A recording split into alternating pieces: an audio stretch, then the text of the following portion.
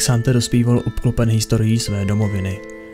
U večeře mu otec vyprávěl příběhy o předcích, kteří díky udatnosti a síle vzdorovali krutovládě vyzdvižených. Jeho matka vyjmenovávala strašlivé stvůry, které tito nazumanští zakladatelé zabíjeli během cest Šurimou na jih, kde nakonec objevili místo bohaté na ty nejvzácnější pouštní poklady.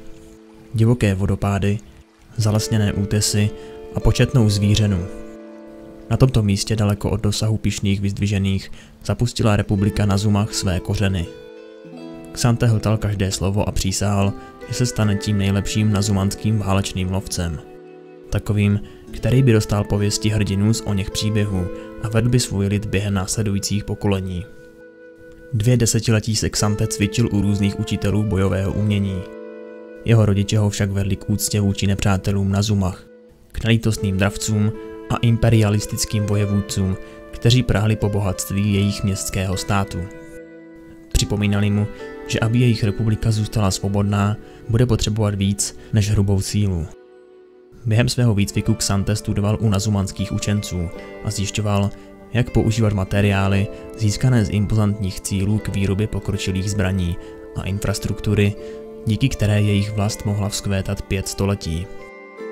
Během svých raných lovů si Xante našel spoustu přátel, ale tím nejbližším byl mladý muž z koštěného žlabu jménem Tope.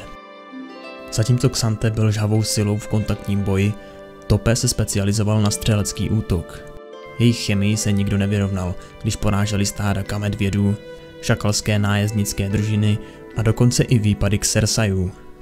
A s tím, jak sílila jejich spolupráce, sílilo i jejich pouto. Jednoho hvězdami zalitého večera se Xante Topemu vyznal a připustil, že jeho city jsou silnější než kamarádství. Když zjistil, že to Tope cítí stejně, oba se láskyplně objali a poprvé se políbili. Když byli v ten okamžik pod hvězdami spolu, všechno se zdálo být v pořádku.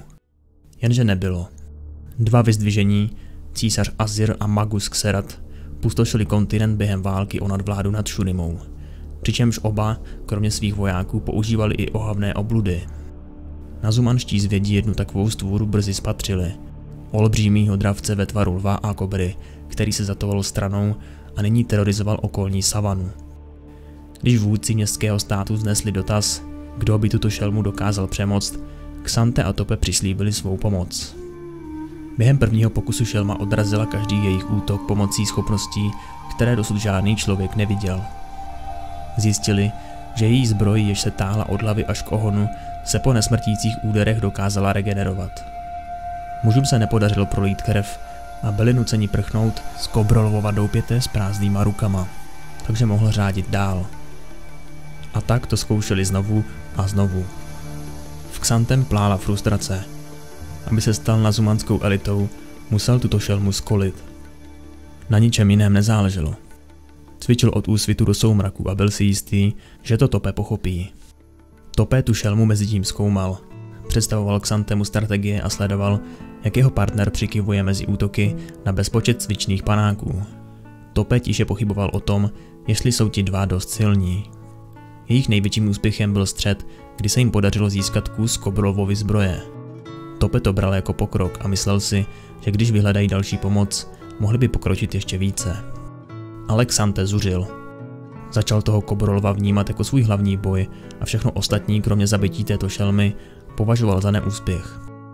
Hrdinové, které během dospívání zbožňoval, v bitvě nikdy neselhali. A tak nemohl selhat ani Xante. Zejména tím, že by přijal další pomoc v boji, který se stal jeho vlastním, aby dokázal, že na to má. Vyzkoušel Topeho nápady, které nefungovaly, a Tope si nyní myslel, že nejsou dost silní. Xante to odmítal přijmout. Začal přemýšlet, jestli ho Tope nebrzdí, a brzy Topeho strategie označil za zbytečné. Uražený Tope trval na tom, že neohleduplný výcvik není o nic lepší. Xanteho kdysi obdivuhodné odhodlání se proměnilo ve vypočítavou motivaci, která se soustředila jen na jeden cíl. Zatímco jejich bolest a hněv plály, další střety s Kobrolovem vyústily v další hádky mezi nimi a slov, která si vyměňovali, bylo čím dál méně, až spolu přestali mluvit úplně. Nakonec se zdálo, že se nedokážou shodnout na ničem jiném, než že každý půjde svou vlastní cestou. Během následujících let Xante pokračoval ve výcviku, tvrdohlavý a sám. Jeho pokrok byl značný, ale pokrok neznamenal vítězství. Nakonec si s tíživým pocitem uvědomil, že samotná síla toho tvora neskolí. Potřeboval pomoc. Xante našel odvahu, aby navštívil Topeho domov, kde se dozvěděl, že jeho bývalý partner se vrátil do kostěného žlabu.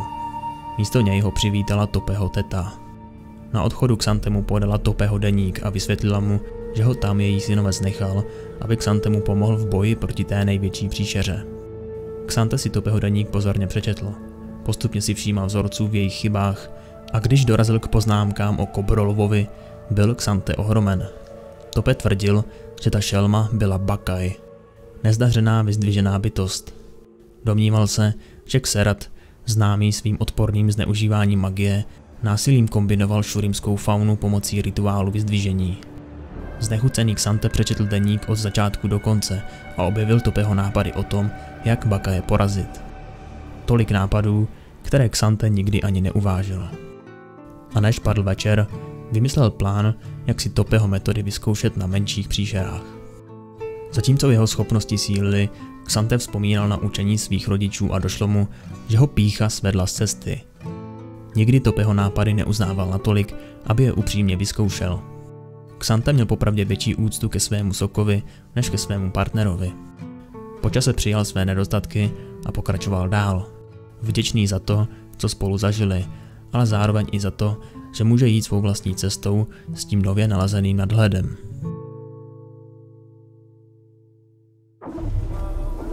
Another dawn brings a new day to continue the hunt. My ancestors built Nazuma, away from the Ascended and other would-be rulers. But monsters come in all shapes and sizes. I, K'Sante, stand between them and my people. To the end.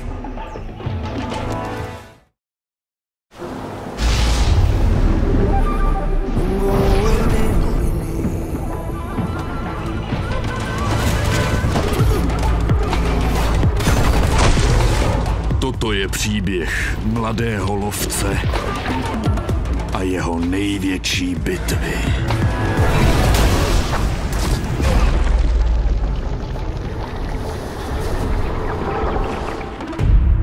Lovec a jeho milovaný lučišník společně bránili své domovy před příšerami, které je ohrožovaly.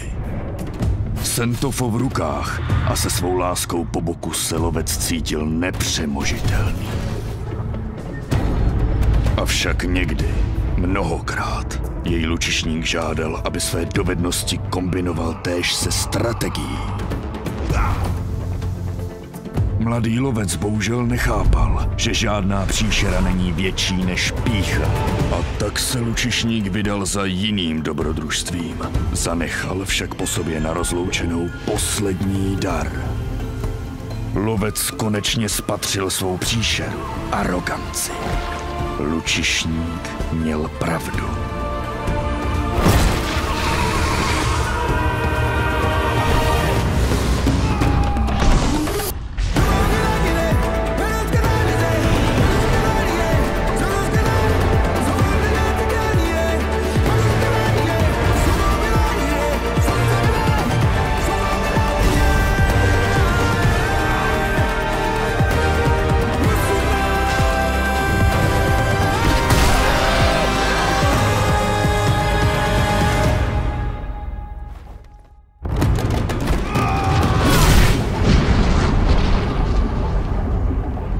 Jeho pýcha mezi ně vrazila klín. Přesto ale dokončili lov společně. A tak mladý lovec porazil svou největší příšeru.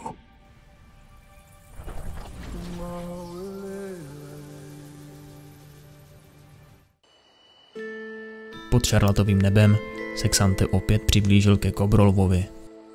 Vypočítal si každý manévr, uskakoval před útoky příšery a útočil, když šelma udělala chybu. Z východu slunce se stal západ. Jeho zbraně byly roztříštěné a jeho tělo zakrvácené, ale jeho duch se nevzdával. Když se stvůra konečně unavila, Xante získal příležitost, inspirovanou Topeho teoriemi, a zahnal Soka do rohu proti nazumanskému vodopádu, kde přírodní voda oslabila Kobrolovovu zbroj, takže Xante konečně mohl zasadit smrtící úder. Vyčerpaný Xante se napřímil. Hrdý nikoliv na to, co dokázal, ale na cestu, která ho k tomu vedla.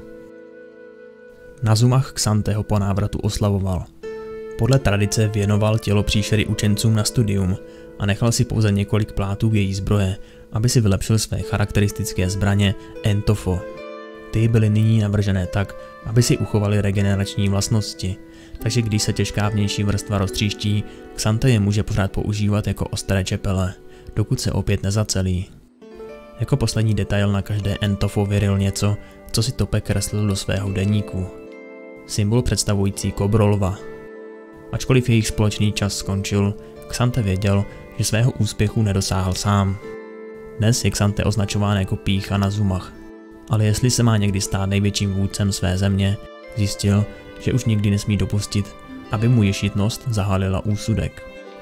Jelikož se hrozba vyzdvižených blíží, budoucnost jeho domova je nejistá. Xante však ví, že kdyby se Azir a Xerath vydali na jih, bude připraven bojovat. Děkujeme všem, kteří podporují náš kanál. Bez vás by to nebylo možné. Nově také máme na kanále členství za nějakou tu minimální kačku. Pokud bys ale chtěl nějaké ty našlápnuté výhody, tak je Patreon rozhodně lepší. Každopádně oboje nám nesmírně pomáhá a každá koruna se počítá. Děkujeme.